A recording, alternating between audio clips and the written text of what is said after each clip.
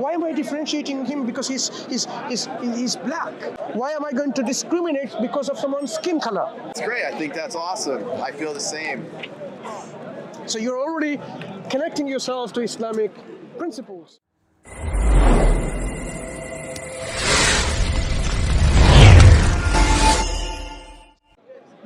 Creating artificial difference between skin color and so on. That's not how your heart and mind is configured in this way. You will say like, why am I differentiating him because he's black, for example? So when you have a system in God says black and white has no relevance. Yes. Yeah?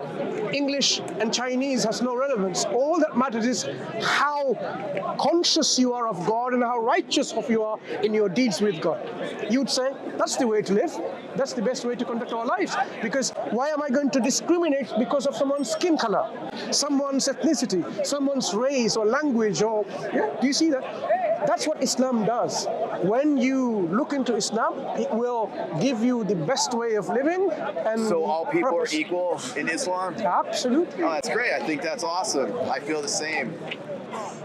So you're already connecting yourself to Islamic principles. Yes. Islam says that you should really be responsible for your actions rather than blaming on someone else. So you should do the work and so on rather than being lazy. So no gambling, because that's the sign of laziness, irresponsibility, and greed.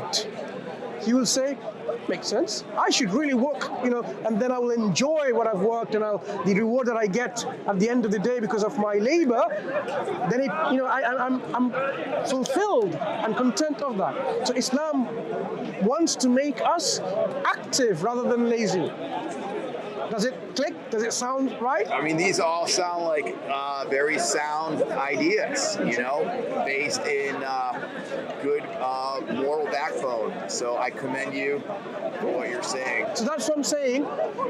If you haven't thought about Islam yet, perhaps it's time to explore about it. Okay. Explore about Islam, what we believe about God and about this life and afterlife, what we believe about ourselves and our purpose of existence. Do you have a background? Yeah, but I was curious. You said there's heaven and hell. So if you don't convert to Islam, are you going to hell?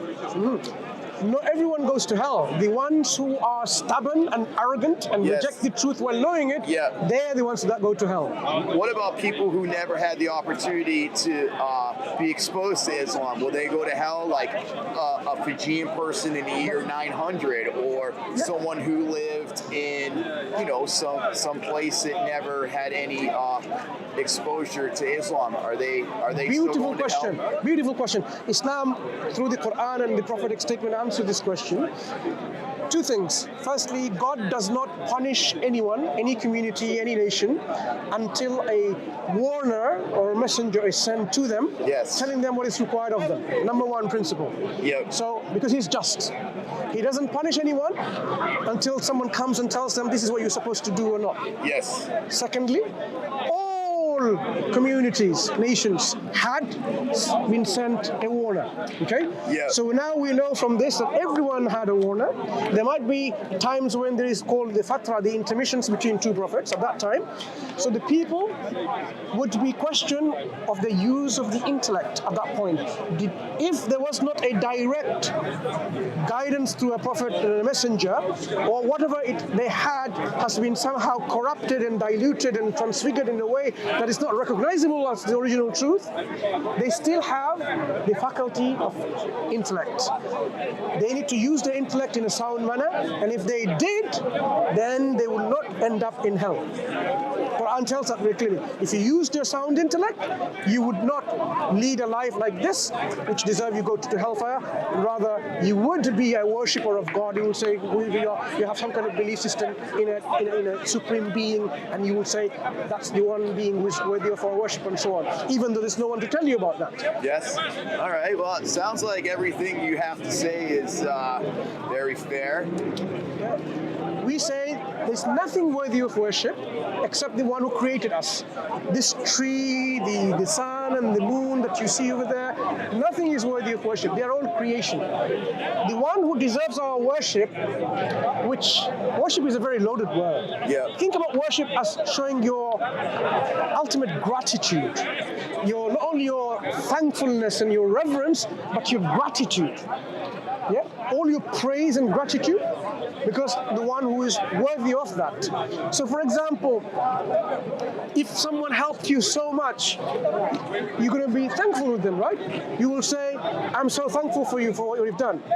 This is an appreciation of that person's worth, because that person has done that to you. You'd say, "I thank you for that." We say, the Creator, God, has created us, given us all of this, and the means to sustain our life and so on. We should be naturally grateful and thankful to our Creator.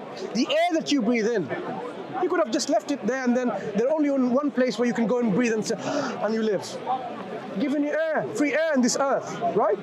He's given you water to drink, to make yourself living. Yeah. So He may give you the mechanism inside to digest food and to convert that into energy. Your stomach, your liver, your kidneys, all of that, whole system in there. We should be thankful. So our natural response is of this gratitude and thankfulness. So what we are saying is we should worship God because He's worthy of worship. Nothing else is worthy of worship.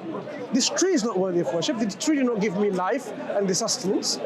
It's there by God to help me have all the sustenance around me. So it is really unfair to worship the creation instead of the Creator. So the message of Islam is simple. You don't worship anyone and everyone or anything or everything. Yes. You only worship God only, none else. Does that make sense? Yes, it makes a lot of sense. You're a great communicator. Do you have some sort of academic background in public speaking or in debating? Nope. No, just I mean, just being yourself. You can have training and courses to help you and so on, of course. Yes. People do that all the time in their everyday working. If you work in a particular, a field of work, whatever work you're doing, you need to communicate. Of course, this comes with training within that. So it's not something that's rocket science. Everyone learns and communicates. Thank you for taking the time to speak with me. Yeah. I enjoy listening to you, and I'm going to just continue on and see what else I can learn today. Sure. But continue asking questions. The next step is about how can we confirm Prophet Muhammad is the messenger of God? Because we assert prophets and messengers and warners came to nations in the past, right? But a final messenger came.